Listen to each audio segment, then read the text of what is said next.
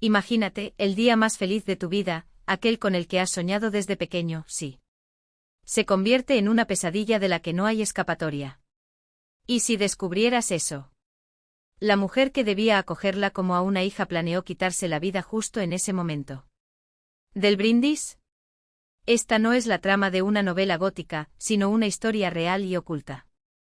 Durante décadas en los polvorientos archivos de la Rusia imperial, que recién ahora está saliendo a la luz. Gracias a documentos recientemente desclasificados. Todo empezó en 1869 en Bryansk. Una pequeña ciudad de provincias donde los secretos estaban enterrados tan profundamente como él. Raíces de árboles forestales locales. En el centro de esta tragedia estaba Anastasia Ivanovna Sokolova, una joven de 18 años. Años cuya belleza era tan impresionante como su modesto origen. Tu cabello. Castaños largos y sedosos enmarcaban un rostro pálido con ojos grises que parecía contener misterios. Pero su corazón pertenecía a un solo hombre, Mikhail Petrovich Volkov, heredero de una de las fortunas más respetadas de la región. Tu padre, Piotr Semyonovich, era un próspero comerciante, propietario de aserraderos y tiendas que impulsó la economía local. La familia Volkov era sinónimo de poder y prestigio, y cualquier madre soñaría con ver a su hija casada con Mikhail. Menos uno, el tuyo. Madre Elizaveta Nikolaevna. Elizaveta era una de esas mujeres que gobernaban el hogar con mano de hierro y orgullo que no cabía dentro de las cuatro paredes de la mansión.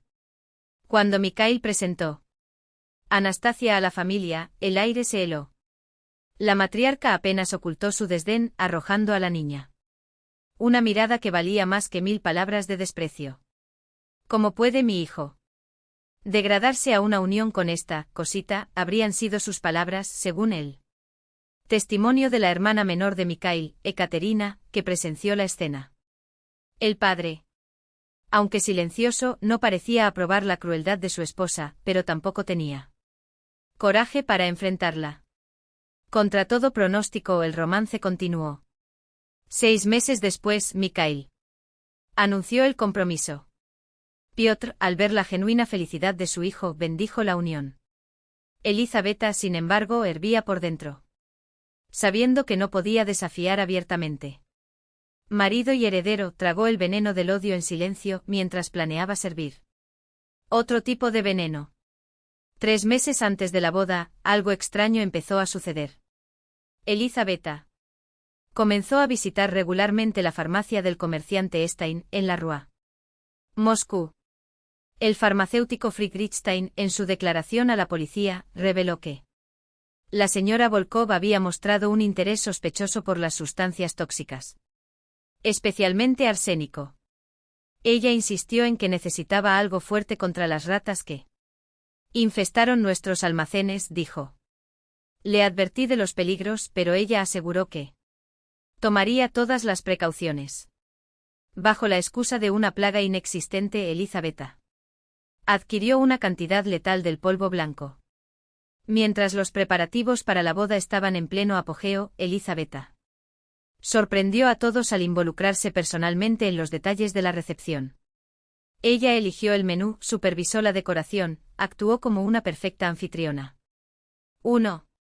Sin embargo, una semana antes de la fecha, una empleada llamada Daria detectó algo inquietante. A altas horas de la noche, vio a su jefe escondiendo algo en su habitación. Curiosamente, al ordenar la habitación al día siguiente, encontró una pequeña caja dentro del joyero.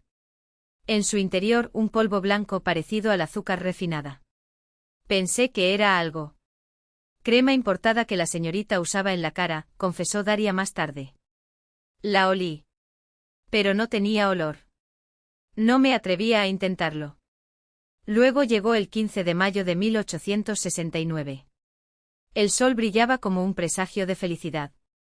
Sobre Briansk. Anastasia, vestida con un vestido blanco hecho a medida por los mejores costurera en la ciudad, me pareció una visión celestial. Mikhail nunca le quitó los ojos de encima y los invitados murmuraron sobre la pareja perfecta. La ceremonia en la catedral transcurrió sin acontecimientos imprevistos. Después, todos se dirigieron a la mansión Volkov, donde una mesa llena de esperó. Isabel, vestida con un vestido azul oscuro con costosos encajes, dio la bienvenida a los invitados. Con una sonrisa que no llegó a sus ojos. Durante la cena, Anastasia apenas la tocó.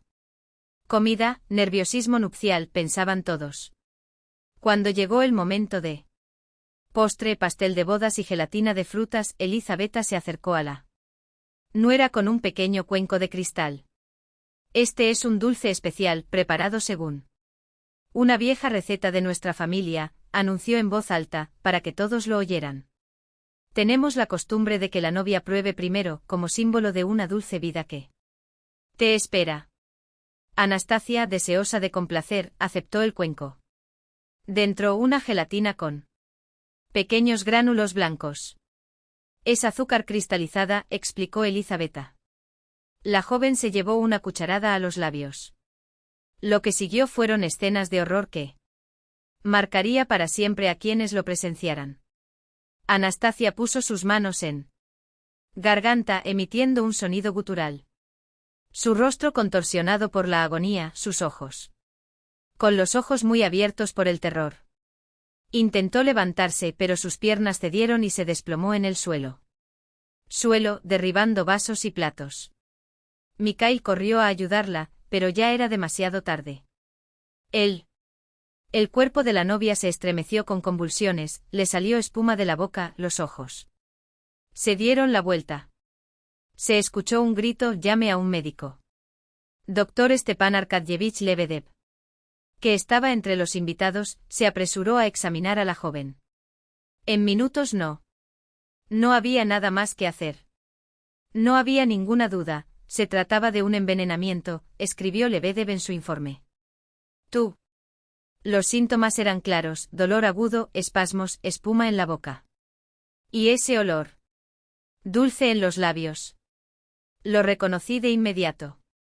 Arsénico. Un veneno que en pequeñas dosis, su sabor es casi imperceptible. La habitación se sumió en el caos. Los invitados corren presas del pánico, las mujeres se desmayan, los hombres exigen a la policía. Mikhail, en estado de shock, siguió a su esposa sin vida cuando la verdad comenzó a darse cuenta. Revelarse como una mancha de sangre en un vestido de novia. Mikhail se hundió en la desesperación, abrazó el cuerpo sin vida de su esposa, repitiendo su nombre como una oración desesperada, como si el sonido de su voz pudiera, al milagro, para hacerla abrir los ojos nuevamente. Petr Semyonovich, pálido como un sudario, permaneció inmóvil contra la pared, con los labios temblorosos, incapaz de articular una sola palabra. Solo Elizabeth Nikolaevna mantuvo una calma inquietante, casi obscenamente, mientras recogía meticulosamente los fragmentos de porcelana del suelo, como si ese gesto podría restablecer el orden en medio del caos que ella misma había orquestado.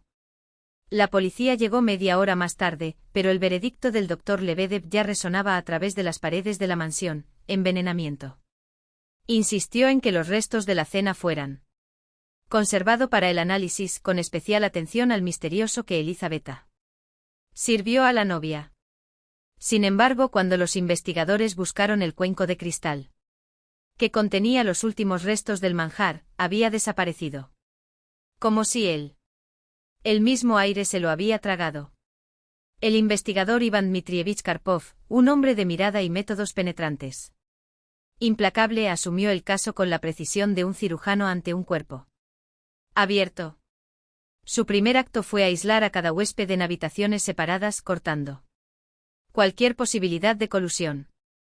Uno por uno fueron llamados a declarar, y las contradicciones comenzaron a aparecer como grietas en un espejo. Mikhail, todavía aturdido por el dolor, apenas podía formar frases coherentes. Me acordé. Ojalá su madre le hubiera ofrecido a Anastasia un dulce especial, algo que nunca había visto antes. Cuando se le preguntó sobre las tradiciones familiares vinculadas a ese plato, negó. Cabeza a ojos vacíos: nunca había oído hablar de tal costumbre. Mi madre, ella inventó muchas cosas, pero esto, eso era nuevo. Petr Semyonovich corroboró la versión de hijo, aunque sus palabras tenían un peso oscuro. Elizaveta siempre fue inventiva en las tareas del hogar. Pero en los últimos meses ella ha cambiado. Se encerró solo en su habitación durante horas, susurró para sí misma. Como si guardara secretos que ni siquiera las paredes deberían escuchar. Cuando llegó el turno de Elizaveta Nikolaevna, entró en la habitación erguida de una reina destituida, pero todavía convencida de su derecho al trono. Él negó todo. Él dijo, era una receta ancestral, heredada de su abuela, no hay veneno afuera. Agregado.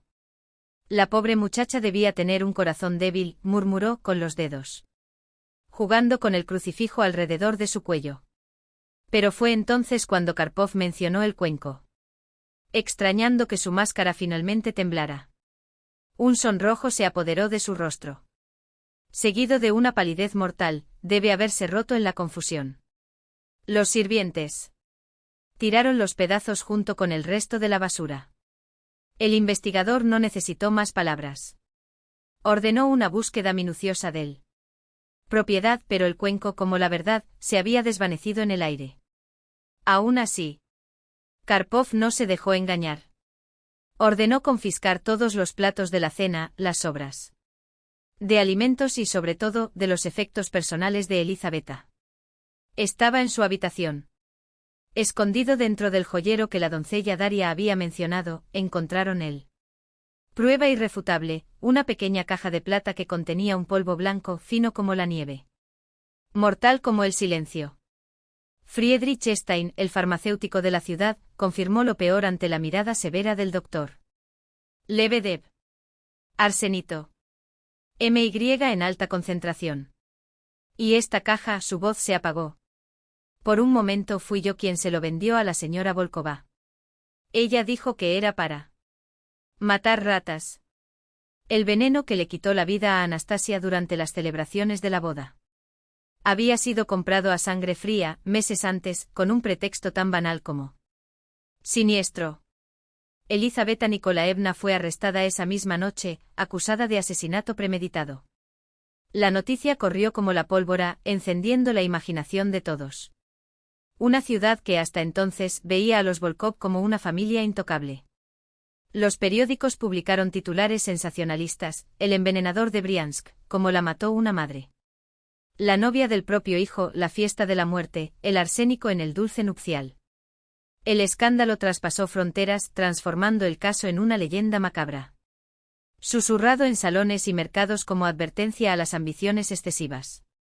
3 meses después comenzó el juicio. La evidencia era abrumadora, testimonios de testigos que vieron a Elizaveta servirle el solo a Anastasia.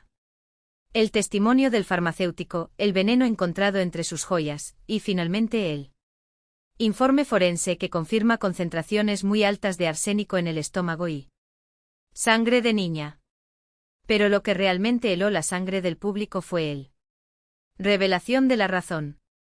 A través de cartas, diarios e interrogatorios, Karpov reconstruyó la trama de la ambición que se escondía detrás de esos ojos maternales. Justo antes de reunirse, Anastasia Mikhail estaba a punto de comprometerse con la hija de un rico terrateniente de tierras vecinas, una unión que proporcionaría a los Volkov no solo una dote, sino también conexiones políticas y expansión de su negocio. Elizaveta ya estaba negociando los detalles del matrimonio, tejiendo alianzas como la araña teje su tela, cuando el hijo anunció su amor por la hija de un sencillo maestro. Ella no podía aceptar que sus planes, sus sueños de grandeza, fueron destruidos por un plebeyo, escribió Karpov en su informe final. Su arrogancia la cegó. Prefería ver a la hija de un profesor muerto para ver a su hijo casado con ella. Incluso ante la evidencia, Elizaveta mantuvo su farsa hasta el final. En la corte, repitió como un mantra que fue víctima de una conspiración, que Anastasia debió haberlo. Alguna enfermedad oculta, que el veneno había sido colocado. Pero sus palabras sonaron huecas. Tragado por el peso de la evidencia y el disgusto que ahora inspiraba. El veredicto fue Unánime, culpable. La sentencia implacable, 15 años de trabajos forzados en Siberia, donde el hielo y el aislamiento impartirían justicia donde la ley no podía hacerlo. Petr Semyonovich destrozado por la traición de la mujer que había compartido su cama durante décadas solicitó el divorcio, un acto casi sin precedentes otorgado por la Iglesia. Solo ante crímenes tan atroces. Mikhail, a su vez, se hundió en el abismo, del que nunca más volvería a salir. Abandonó el negocio familiar, se entregó a alcohol y un año después de la muerte de Anastasia, vendió su parte del aserradero y las tiendas. Dejó Bryansk sin mirar atrás y se dirigió a Siberia, para no volver a encontrarse con su madre, sino para escapar de las sombras que lo perseguían. Dijeron que estaba buscando una nueva vida en los confines del imperio, donde el pasado no pudo alcanzarlo. Y así debería haber terminado la historia del envenenador de Briansk. Pero el destino, como un novelista cruel, tenía otros planes. 7 años después de su condena, Elizaveta Nikolaevna fue trasladada de un campo de trabajo a un convento de mujeres en Tobolsk, oficialmente por motivos de salud. Allí gastó más 5 años de reclusión, hasta que sus huellas se perdieron en las brumas de la historia. Hasta que en 1882, casi 13 años después de aquella fatídica noche, Bryansk fue sacudido por otro misterio. Ekaterina Volkova, la hermana menor de Mikhail, ahora casada y conocida como Ekaterina Krylova, fue encontrada muerta en su casa. Los síntomas eran idénticos a los de Anastasia: dolor insoportable, convulsiones, espuma en los labios. La causa oficial: un infarto masivo. Pero el día anterior a después de su muerte, Ekaterina había escrito una carta a su amiga en Moscú, una carta que nunca fue enviado y que se convertiría en la pieza clave de una nueva pesadilla. Anoche juré que la vi, confesó la letra temblorosa. Mi madre. Ella era al otro lado de la calle, mirando nuestra casa. Le dije a mi marido, pero cuando corrió hacia la ventana, no había nadie allí. Dice que fue imaginación. La mía, que debería estar en Siberia, si es que todavía está viva. Pero sé que era ella. Tengo un presentimiento terrible, Masa. Parece que volvió para terminar lo que empezó. Unidos en sus filas aristócratas decadentes, médicos desilusionados e incluso algunos miembros del clero, todos unidos por una obsesión morbosa, el arte de matar sin dejar rastro. No fueron asesinatos por venganza o ganancia material, sino de una búsqueda casi religiosa de la perfección en la muerte. Cada envenenamiento fue cuidadosamente planeado, ejecutado como una obra de teatro donde la víctima, sin sabiéndolo, jugó el papel principal en su propia desaparición. Los miembros del grupo creía que ciertos venenos, cuando se administraban con precisión, podían inducir estados de éxtasis antes de la muerte, una especie de trascendencia tóxica, como lo llamaban en los círculos más íntimos. Y fue precisamente este círculo el que parece haber integrado las notas de revelar que en los meses previos a la boda de Mikhail, ella asistió a la farmacia con sospechosa regularidad, siempre interesada en compuestos letales, disfrazados de medicinas o manjares. Ella pregunta sobre las dosis que no matan, inmediatos pero que se acumulan en el cuerpo como una sombra, escribió él. Farmacéutico en mayo de 1869, ya inquieto. Dice que es para experimentos botánicos. Pero le tiemblan los dedos cuando sostiene los viales. Hoy me di cuenta de que ella observa la jóvenes que pasan por la calle con mirada calculadora. Pero lo más inquietante no fueron sus visitas, sino lo que pasó después de ellas. En los registros policiales de la época se mencionan al menos 3 muertes repentinas de chicas solteras en B entre 1867 y 1869, todas con síntomas compatibles con intoxicación por arsénico, náuseas, delirio y una extraña euforia ante él. Resultado: en cada caso, las víctimas habían recibido regalos de una mujer desconocido, dulces, perfumes o incluso ramos de flores tratados con sustancias tóxicas. Las autoridades, sin embargo, atribuyeron las muertes a fiebres mal o debilidad constitucional, como era común en aquella época. Nadie relacionó los puntos. Nadie excepto Friedrich Stein. En su última entrada sobre fechada el 15 de mayo de 1869, solo 2 días antes de la tragedia en la iglesia, el farmacéutico escribió con letra temblorosa, ella. Regresé hoy con una lista de ingredientes que solo un experto reconocería como componentes de un veneno lento. Le pregunté por qué una dama de su posición estaría interesado en tales cosas. Ella sonrió y dijo, para asegurarnos de que el final sea tan dulce. Como principio, señor. Después de todo, una madre sabe que es lo mejor para sus hijos. Niños. Entonces vi el anillo otra vez. La rosa negra. Dios nos ayude. Si las sospechas de eran correctas, el regalo que EV preparó para su nuera no fue un acto de locura aislada, sino un ritual meticuloso y aprobado, o tal vez incluso ordenado por una hermandad que veía la muerte como una forma de arte. ¿Y él? ¿Más terrorífico? Es posible que esa hermandad no haya desaparecido con ella. Documentos desclasificados de los archivos de la Okrana, la policía secreta zarista, revelan que décadas después, en 1898, se abrió una investigación en Sao Petersburgo tras la sospechosa muerte de una condesa. En su diario, La Noble mencionó haber recibido una caja de chocolates de un amigo de la infancia que, firmado como L, la misma inicial que análisis de los dulces revelados. Rastros de estricnina. El caso fue silenciado por presiones políticas, pero un informe confidencial advirtió, parece que la rosa negra todavía florece en las sombras. Los pétalos son veneno. Hoy en día, los historiadores especulan si el legado de EV ha sobrevivido más allá de su supuesta muerte, transmitida como secreto de familia o como código entre iniciados. Después de todo, ¿cómo podemos explicar que en 1937, durante la Gran Purga estalinista, un oficial la NKVD registró en su expediente la ejecución de una tal Elizaveta Nikolaevna Volkova con la misma fecha de nacimiento que B, acusado de practicar brujería y envenenamientos masivos?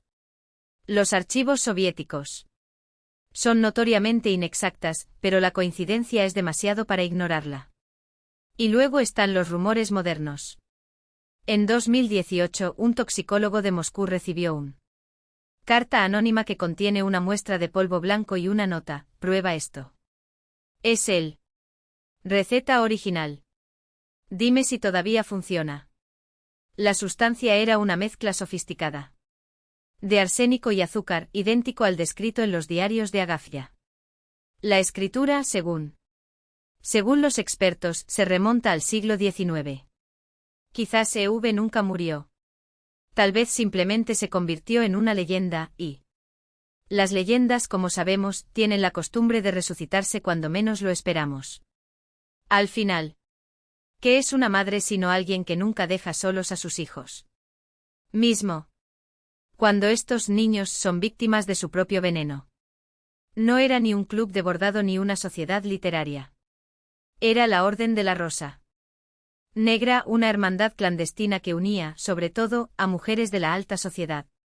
Viudas resentidas, esposas traicionadas, hijas abandonadas a merced de un mundo que los trató como piezas decorativas. ¿Tu objetivo? Fuerza. No es el poder que se le pide.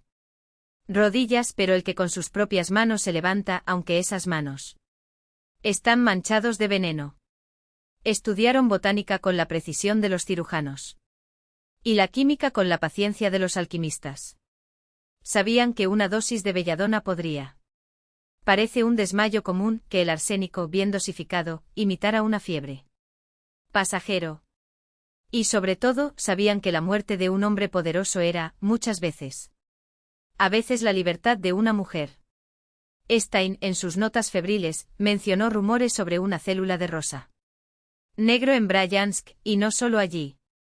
Había carteles en Smolensk, en Kiev, en Moscú.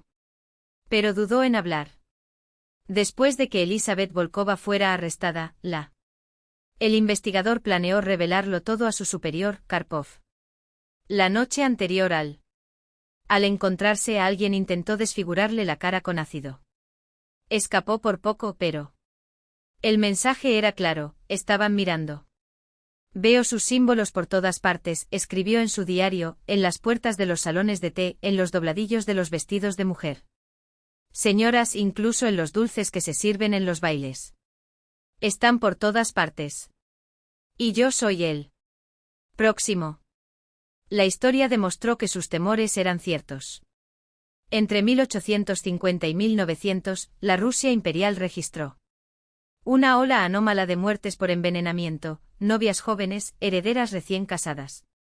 Mujeres casadas, mujeres que enfermaron repentinamente después de tomar un té con su suegra o un dulce.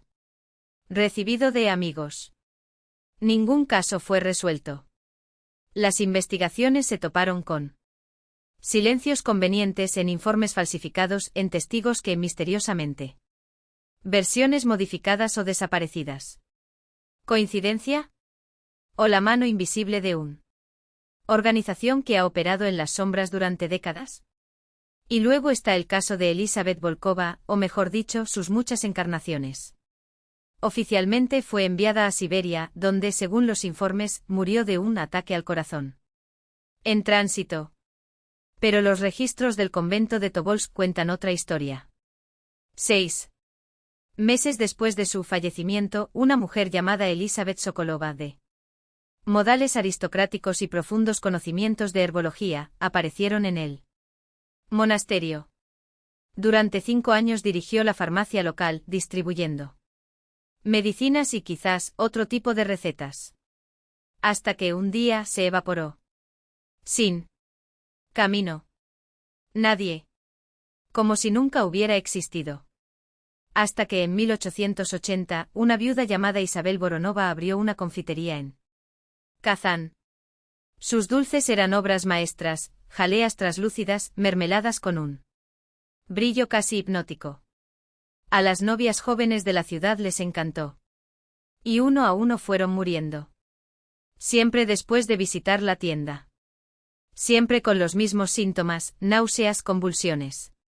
Una agonía que los médicos atribuyeron a indigestión, o nervios frágiles.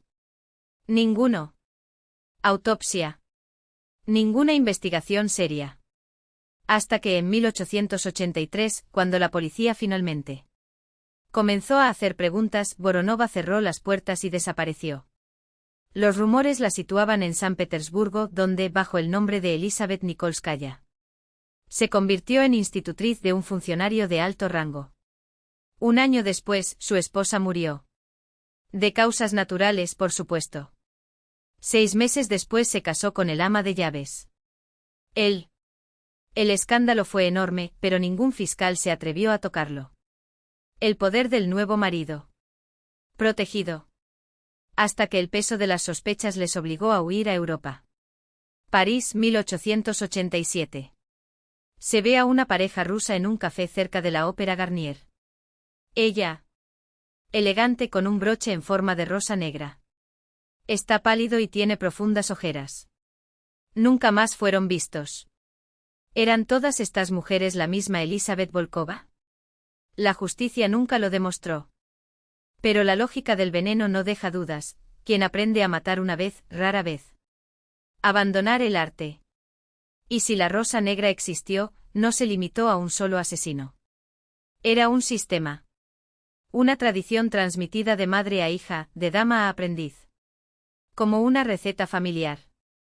Después de la Revolución de 1917, la orden supuestamente desapareció.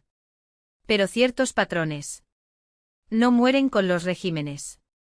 En 1972, en Leningrado, una anciana, presentándose como un pariente lejano del novio, ofreció dulces a una novia en tu matrimonio. La novia no comió. La criada que lo intentó murió. La KGB investigó, pero la mujer estaba desaparecida. En los archivos secretos, una nota.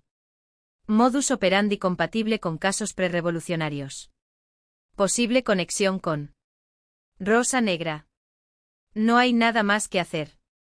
Entre 1850 y 1990, más de 200 muertes siguieron el mismo patrón: novias, veneno. Dulce.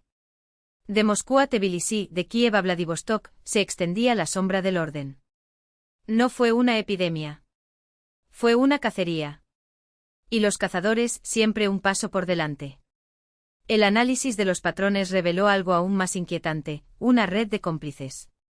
Meticulosamente organizado, cuyos tentáculos se extendieron a través de décadas y fronteras. Los casos no fueron aleatorios. Vinieron en serie, 3, 4 envenenamientos. En la misma ciudad al cabo de unos meses, seguidos de años de absoluto silencio. Luego el patrón se repitió en otros lugares, como si una mano invisible estuviera dibujando un mapa de la muerte en toda Rusia. ¿Y los albaceas? Siempre lo mismo. Mujeres ancianas, a menudo presentadas como tías lejanas. Damas de honor olvidadas o amigos de la familia del novio. Llegaron a las fiestas. Boda o de Vichniki, despedidas de soltera rusas con regalos, dulces caseros preparados según recetas familiares ancestrales que solo ellos lo sabían. En algunos casos utilizaron la misma tonta excusa, tradición que exigía que la novia probara un dulce especial para garantizar una dulce matrimonio. Traducción, un ritual de muerte disfrazado de bendición. Todo esto apuntaba a una verdad innegable, la rosa negra no era un mito. Era una institución. Una hermandad que sobrevivió a la revolución de 1917, las purgas de Stalin, ante la carnicería de la Gran Guerra Patria y el colapso de la URSS, adaptando como un virus con cada nueva era. Pero, ¿cuál era su verdadero objetivo? ¿Por qué los jóvenes? ¿Novias, siempre novias? ¿Y cómo lograron operar en las sombras durante tanto tiempo? ¿Incluso escapando de la KGB? La respuesta salió a la luz en 2015, durante la restauración de una casa señorial en ruinas en Sao Petersburgo. Dentro de un escondite oculto en la pared, una cavidad revestida con terciopelo negro, se encontró un manifiesto. Fechado en 1852, escrito en francés con una letra elegante y femenina, el documento era una declaración de guerra. A nosotros, mujeres a quienes se les ha negado voz y poder en un mundo de hombres, tomamos lo que no nos dan por sí solos, se lee en las primeras líneas. Nuestra arma no es la grito, no la fuerza bruta, sino el suave susurro y el delicado toque de la mano que ofrece la copa envenenada. El texto no deja dudas, no mataban por odio a sus novias, sino por piedad. Los liberaron, según su lógica distorsionada, de una vida de sumisión, de el matrimonio como transacción comercial, desde la prisión dorada donde las jóvenes eran intercambiado como moneda entre familias. Cada muerte fue una advertencia, una sociedad que vende a sus hijas como ganado, merece cosechar lo que siembra. El manifiesto también detalla los rituales de la hermandad. Arsénico, el veneno perfecto. Barato, de sabor dulce, fácil de disolver en mermeladas y chocolates, fue el arma. Privilegiado. Las células funcionaban en grupos de 5 a 7 mujeres, sin contacto directamente entre sí. La comunicación se realizó a través de símbolos cifrados y hermanas viajeras, mensajeras que atravesaban el imperio llevando órdenes e informes. Su plan no era solo venganza, sino revolución social a través del terror. Cuando suficientes novias caen de nuestra mano, profetiza el documento, los hombres tendrán miedo de casar a sus hijos. Los padres dudarán en renunciar a sus hijas. Y el círculo. La fuerza viciosa de los matrimonios forzados, basados en el interés y no en el amor, será roto. La frase final resonó como una maldición. La gran obra continúa mientras un solo miembro de nuestra sociedad respira. Nuestras hijas y nietas continuarán lo que comenzamos incluso cuando ya no estemos vivos. Estas palabras adquieren un peso siniestro cuando se las confronta con hechos recientes. En 2018 en Ekaterimburgo una anciana, presentada como una vieja amiga de la familia del novio, entregó a una novia una caja de dulces caseros durante el banquete.